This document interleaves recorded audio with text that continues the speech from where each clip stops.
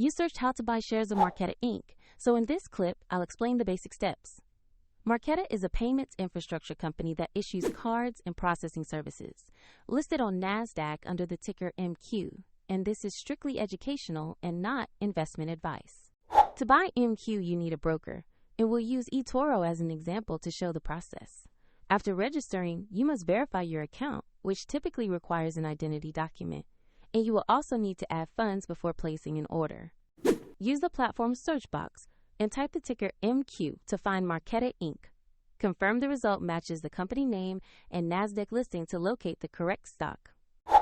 Open the Marqeta listing to review basic company information and the price chart. Check the exchange shows NASDAQ and the ticker MQ, and confirm you have the correct asset before proceeding.